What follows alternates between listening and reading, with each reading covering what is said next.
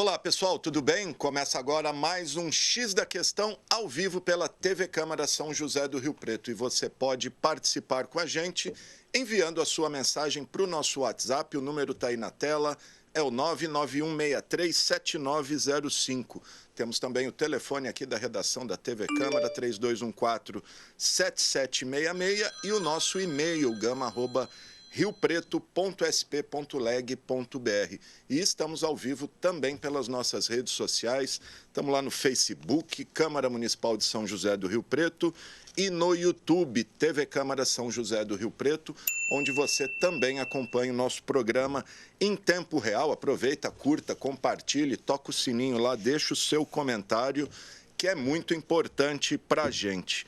Bom, no programa de hoje vamos falar, gente, de um projeto de lei em trâmite no Senado e que todo mundo aí já deve ter ouvido falar, que retira 5% do orçamento do SESC e do SENAC e transfere para a Embratur, empresa brasileira de turismo, sob a justificativa de fomentar o turismo no Brasil. A redução, só esses 5% aí, é o valor estimado em 260 milhões de reais, que compromete o funcionamento de unidades aí do SESC e do SENAC em cerca de 100 cidades. Só no caso do SESC, segundo nota da entidade, até 35 unidades podem ser fechadas, olha só.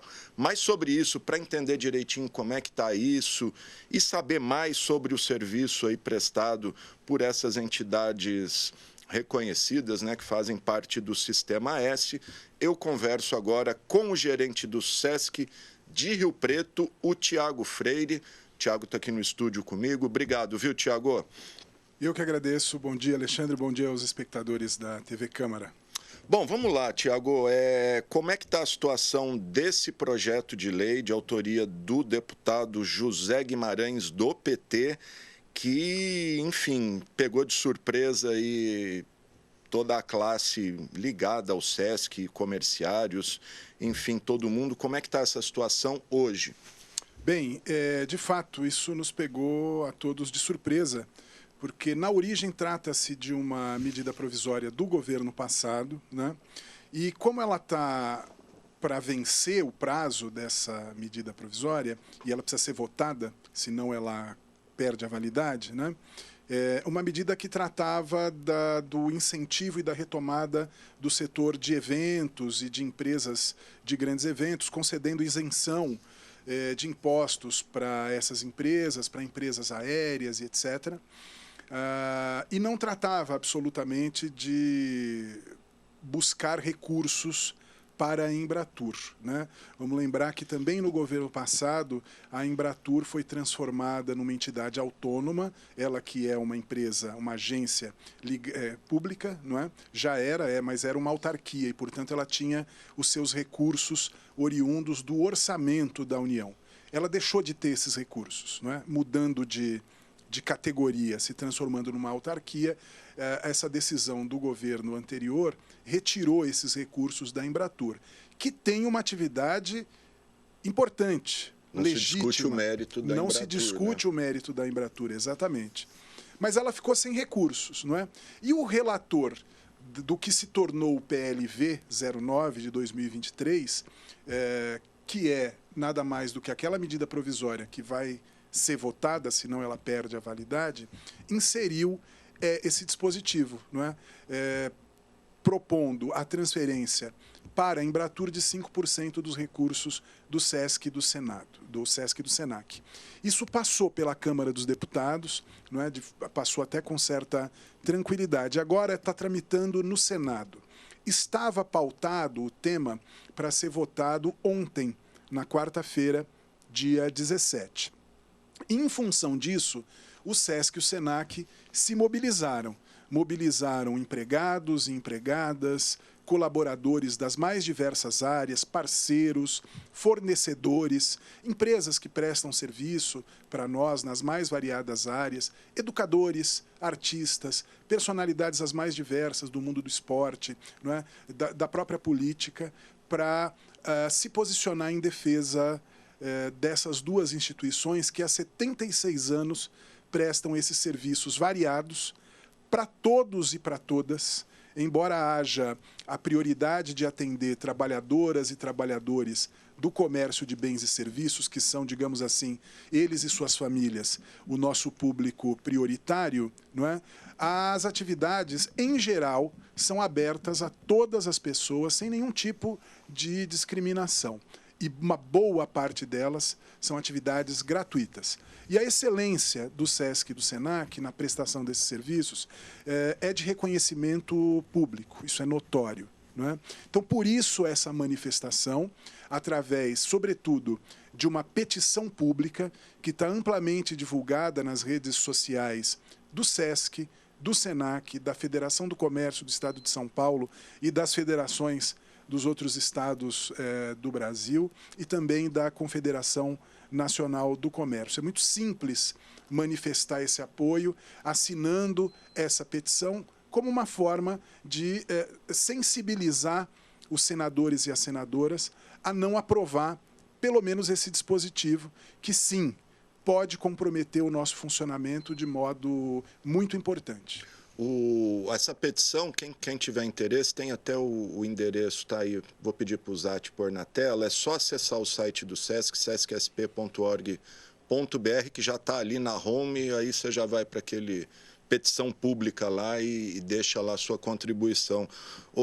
Tiago, a gente está falando em 5%, pode falar, só 5% é uma mixaria, mas é para ajudar um outro setor importante que é o turismo.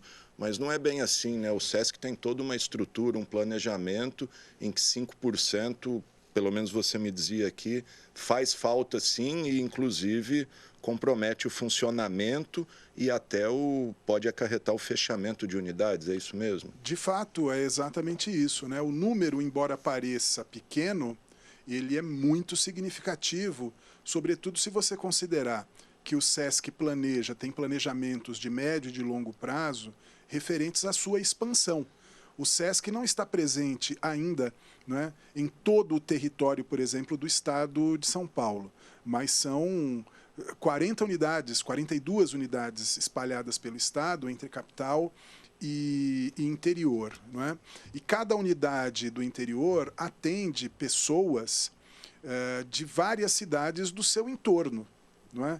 E se a gente considerar o Brasil como um todo, o SESC está presente em lugares pelo Brasil afora, em todos os estados, porque é uma entidade nacional, assim como o SENAC, elas estão presentes em lugares que muitas vezes o Estado não consegue estar presente com contundência na prestação de serviços na área do bem-estar, na área da educação de qualificação profissional, na área do lazer, na área da cultura e da educação, da atividade física e da saúde, não é? E da alimentação.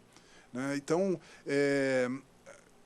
ao longo desses 76 anos, essas instituições vêm sendo entendidas como um braço importante auxiliar da ação pública, porque o objetivo da criação dessas instituições, por parte, veja, uma iniciativa do empresariado. A gente está falando lá de 1946, pós o governo Vargas, não é?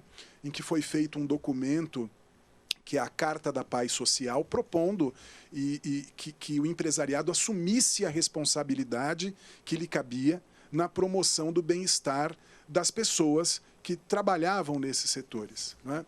Então, se nós temos um planejamento de expansão das nossas unidades, só aqui no interior estão em construção a unidade de Franca, a unidade de Marília, já tem um terreno com um projeto para a cidade de Limeira. Não é? Na capital, há inúmeras outras, Sapopemba, São Miguel Paulista, o Parque Dom Pedro, o Sesc Parque Dom Pedro, já está em obras. Em breve vai se iniciar a obra do Sesc Pirituba. Não é?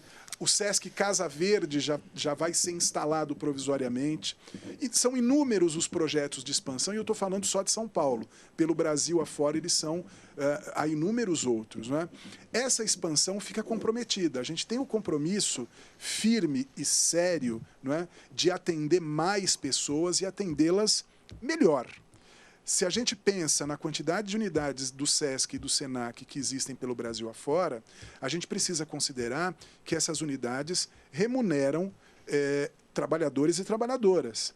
A gente precisa considerar que essas unidades precisam de manutenção, de melhoria, de modernização nas suas instalações, porque o mundo vai se dinamizando cada vez mais. Então, a prestação do serviço que a gente presta depende do acompanhamento dessa dinamização. Enquanto você compromete 5% de recursos, não é, que a campanha que a Embratur promove, volto a dizer, legitimamente em favor desse desvio de 5% da nossa receita, não é, para financiá-la, ela argumenta que são recursos que estariam sobrando. Eles não estão sobrando, eles estão planejados para ser investidos em expansão e em melhoria.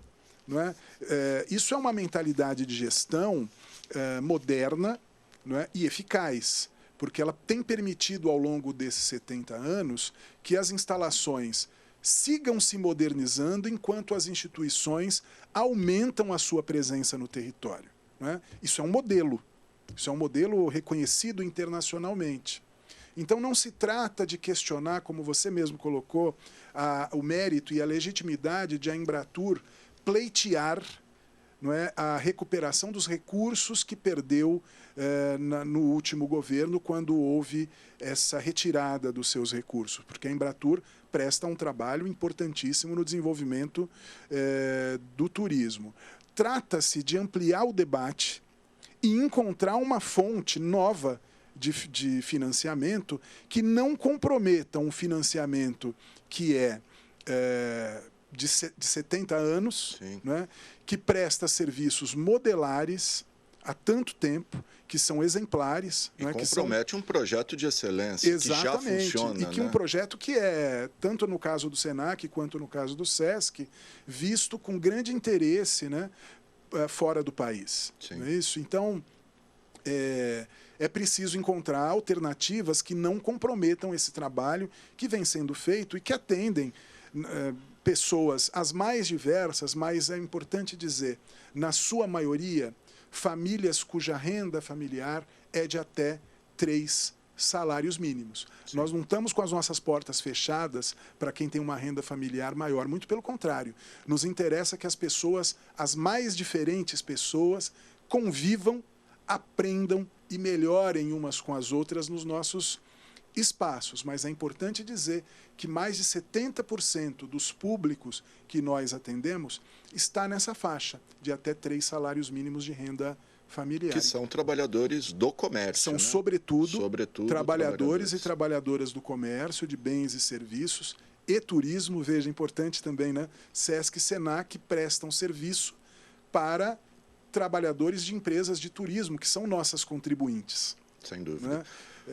Então, assim, é um trabalho que é contundente onde ele está. Ele faz a diferença efetivamente no território onde ele está inserido. E acho que é importante ressaltar isso, os recursos do SESC não são públicos, né? Vale dizer que são recursos dos próprios trabalhadores e do empresariado, ou tem alguma parcela...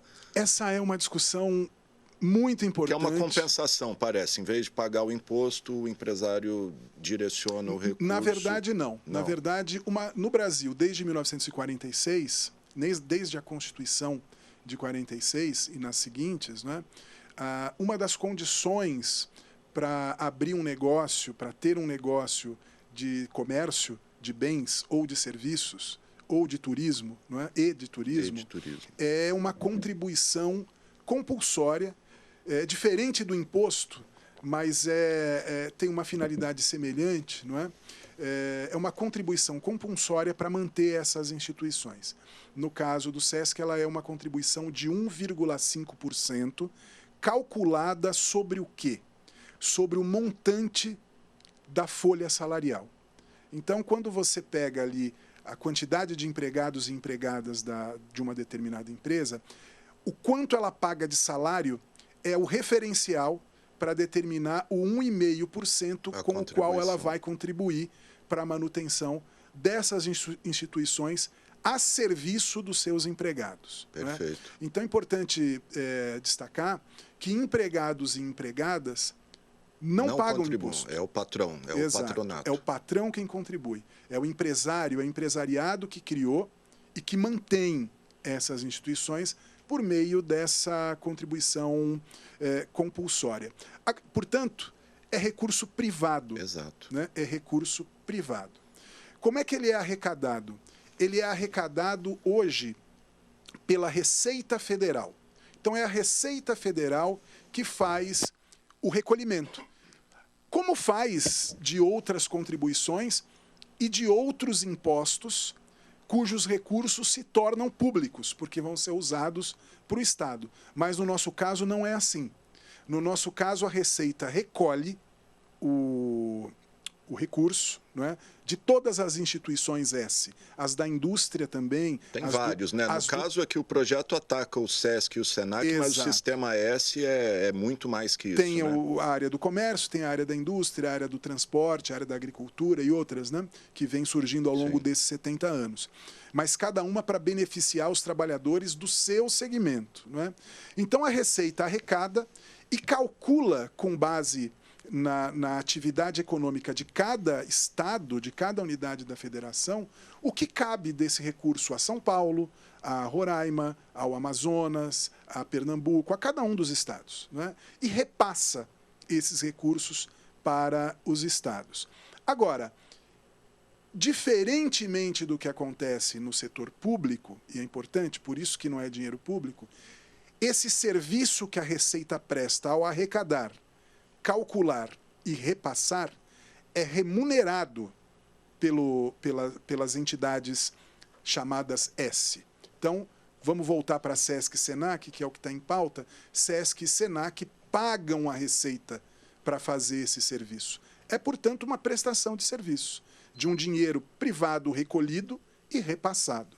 Importante dizer, mais uma vez, que o uso desses recursos passa por uma série de fiscalizações muito sérias, muito presentes, do Tribunal de Contas da União, da Controladoria Geral da União, que observam como é que a gente usa esses recursos. Não é? É quase como se fosse um recurso público, ele tem licitação, passa por Exato, tudo. Por né? isso um pouco a confusão. Né? Tudo é feito de forma lícita, existem licitações, existem tomadas de preço para tudo que é contratado para que a gente possa funcionar. Né? Então, assim, além do Tribunal de Contas da União, da Controladoria Geral da União, o SESC e o SENAC, assim como o SENAI e o SESI, etc., têm os seus conselhos fiscais, que são os órgãos máximos de fiscalização, de auditoria, né? Do uso desses recursos para observar se eles estão sendo bem utilizados, se estão sendo utilizados de modo lícito e, sobretudo, se estão sendo utilizados para cumprir a sua obrigação constitucional de atender trabalhadoras e trabalhadores. E o detalhe também importante é que esse conselho fiscal ele é composto por representantes do empresariado, dos empregados e, em sua maioria, do governo. Do executivo, inclusive. Né? Então, assim, são recursos que estão, ao longo desses anos, vêm sendo utilizados de modo muito responsável. Sem dúvida. E vamos lembrar que não é a primeira vez que o Estado tenta vir para cima de recursos do Sistema S. Né? Já tivemos outras ofensivas em anos passados sem sucesso. Houve, sim, vários momentos em que isso foi discutido. Né? A arrecadação já foi maior, não é? Ela não era de 1,5%, ela era de 2% décadas atrás. Isso foi revisto. Agora, mais recentemente, não é? Houve um momento em que, quando o ministro da Educação, o Fernando Haddad, propôs a alteração desse percentual e a destinação de uma parte dele para a formação profissional e para o atendimento gratuito das pessoas em outros tipos de atividade, de bem-estar, de saúde, etc. Naquele momento, as instituições do chamado Sistema S também se mobilizaram. Naquele momento, houve um diálogo muito bom, né, muito produtivo, no sentido de demonstrar que uma parte daquilo que estava sendo proposto pelo então ministro da Educação, Já já era feito, né? Os recursos já eram destinados desta forma. Então foram construídos mecanismos que significaram um compromisso dessas instituições em demonstrar com mais efetividade que isso era feito, né? Ainda mais recentemente, em 2018, num tom um pouco mais ameaçador, né, o então candidato a ministro ainda, Paulo Guedes, que depois se tornaria ministro, começou com a sinalização um tanto mais ameaçadora de corte efetivo de pelo menos 50% para outras destinações da economia, como se esse trabalho que nós fazemos não fosse tão importante quanto o desenvolvimento econômico.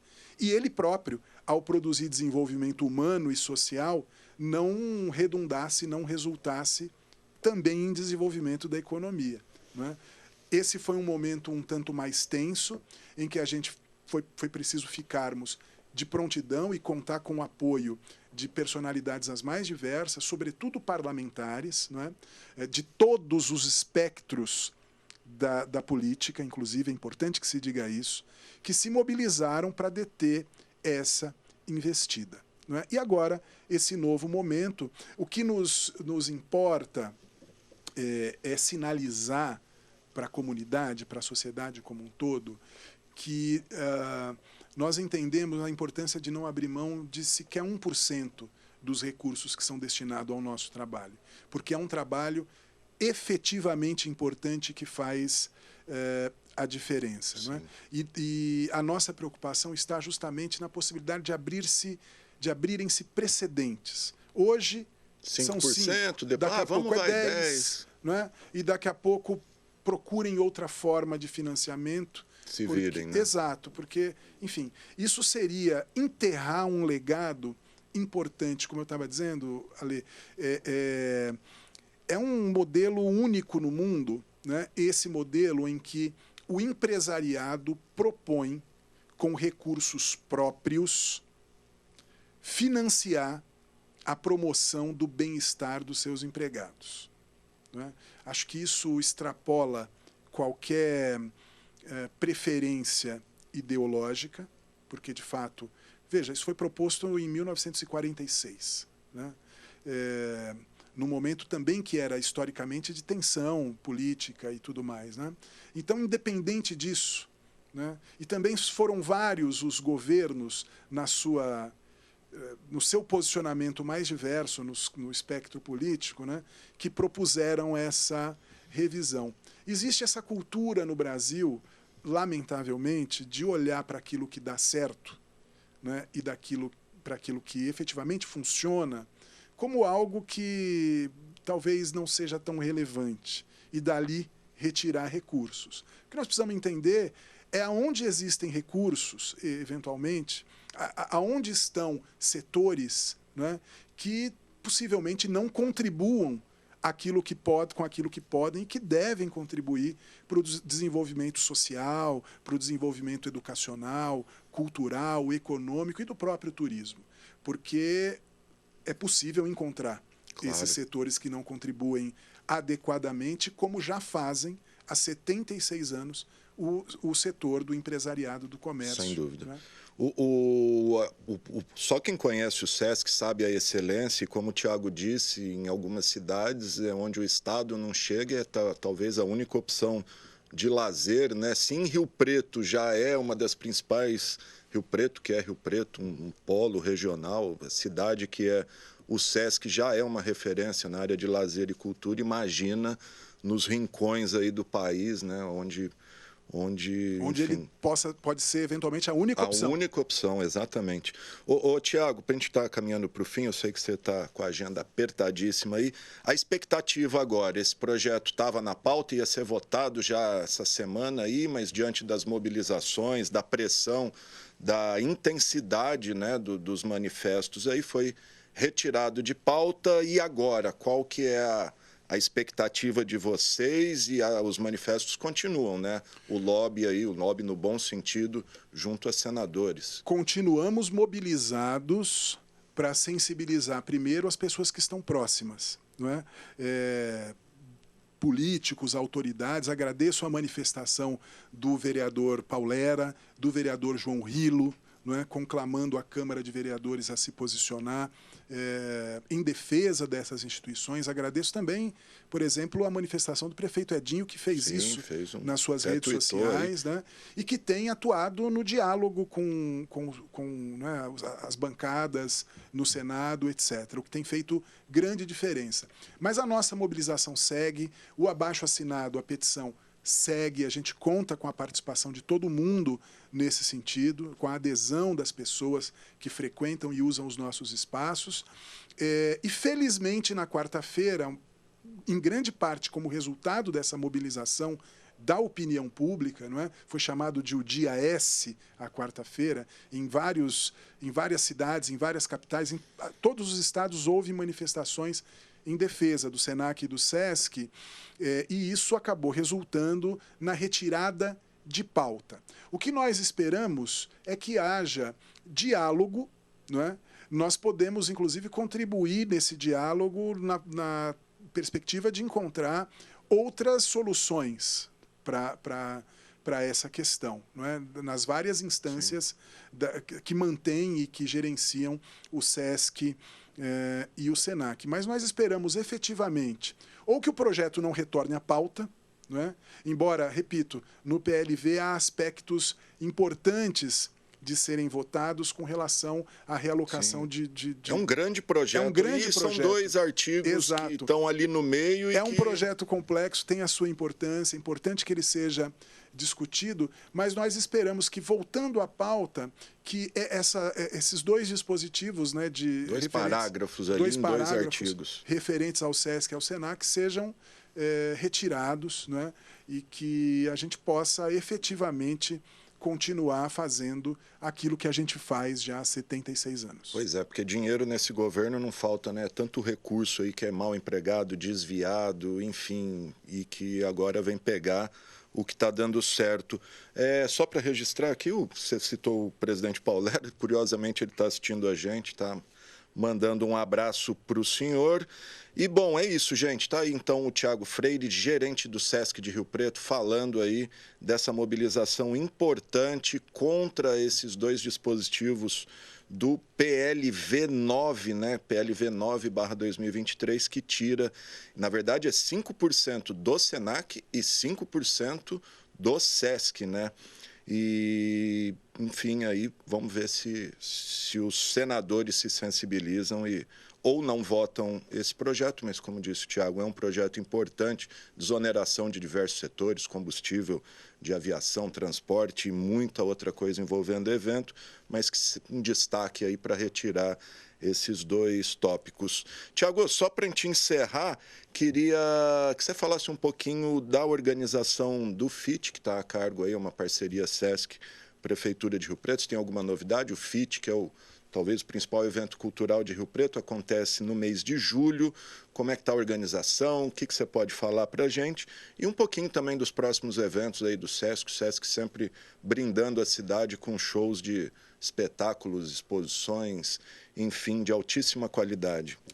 Bem, o FIT vem aí no mês de julho, mais uma vez, com a grandeza que a cidade merece, que a cidade vem dando ao festival já há tantas décadas, né? E ele vem aí no finalzinho, nos últimos 10 dias de julho, de 20 a 29. Já há uma curadoria pronta, né? Composta pelo Fernando, uma curadoria, veja, muito diversa. Fernando Yamamoto, diretor, dramaturgo do Rio Grande do Norte, a Oni Sagé, que é diretora e atriz e dramaturga da Bahia, e o Tommy Della Pietra, que é um colega da programação de teatro do SESC São Paulo. Fizeram essa curadoria, convidaram, avaliaram quase 800 projetos de espetáculo, foram selecionados, a gente não consegue receber todo mundo, foram selecionados vários deles, adultos, infantis, para teatro, para rua, para palcos menores, para palcos maiores.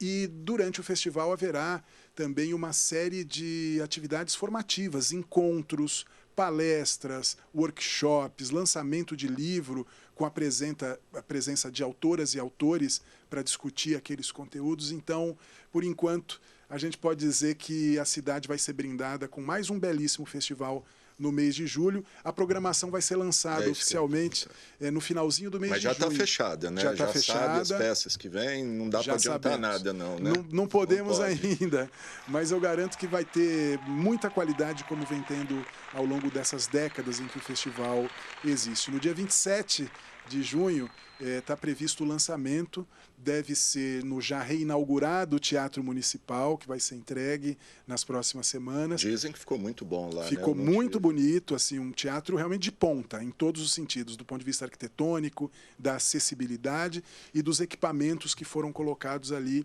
à disposição. Nesse evento, que vai ser comunicado oportunamente, vai ser possível para o público, para a imprensa, para as autoridades conferirem isso. Um trabalho realmente muito respeitável que foi feito no Teatro Municipal. E segue aquele modelo descentralizado, apresentações por toda a cidade, apresentações bairros, periferias. Por toda a cidade, de vários tipos e tamanhos. No Teatro do Sesc, teremos apresentações na Comedoria do Sesc esse ano, teremos o Teatro Municipal, o Teatro Paulo Moura, o Teatro Nelson Castro, o Teatro do SESI, que é parceiro também na realização do festival, além de, como você colocou, inúmeras praças em diversos lugares da cidade, nos bairros mais afastados, nos distritos mais afastados, praças, ruas e lugares, às vezes, um pouco até inusitados, em formatos bem diferentes, que vale muito a pena conferir.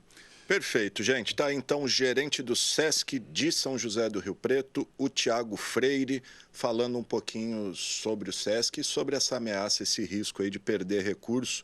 Então, se você gosta do SESC, respeita, conhece, frequenta, participa, acessa o site aí, assina lá a petição eletrônica, que todo voto aí, toda assinatura é importante. Obrigado, viu, Dá Thiago? tempo de fazer um convite rapidinho? Claro. Nesse sábado, às 20 horas, nós teremos um concerto bem interessante, bem bonito na unidade aqui no Sesc Rio Preto, no teatro. É um projeto que a gente está fazendo todos os meses, chama-se Novos Concertos. É um projeto de música erudita, de música de câmara, mas para além dos clássicos mais tradicionais que a gente está acostumado a ouvir. Então teremos uma cantora lírica nesse sábado, uma pianista e uma violoncelista, um trio bem interessante. Vai haver obras de compositores e de compositoras de vários períodos da história da música. Então, vocês estão convidadas e convidados os ingressos já estão à venda, né, para aparecerem no sábado às 20 horas. Muito bom, gente. Está aí o exemplo, né? Quem mais em Rio Preto oferece um evento dessa qualidade aí, desse tipo, desse gênero. Obrigado, Tiago. Boa sorte aí e a luta segue. É isso aí, gente. Essa edição do X da Questão fica por aqui, então. E se você quiser rever esse programa, ele será reprisado logo mais às 8 horas da noite, amanhã cedinho às 7 da manhã e depois ao longo da nossa programação, mas desde já está disponível nas nossas redes sociais, tanto no YouTube quanto no Facebook, os endereços aí na tela. E você, lembrando, sempre pode enviar mensagens para a gente com sugestão de pauta, de entrevista, reportagens, o que você quiser para o nosso WhatsApp, o número está aí. E as informações, todas as informações aqui da Câmara, você encontra no nosso site, que é o riopreto.sp.leg.br, no nosso aplicativo Processo Legislativo Digital. É isso aí, o programa de hoje teve os trabalhos técnicos do cinegrafista Wagner Bueno, o GC do Thiago Zatti, o controle mestre do Fernando Giroldo e o áudio do Flávio Furlaneto e do Israel Heleno de Castro. Valeu, gente!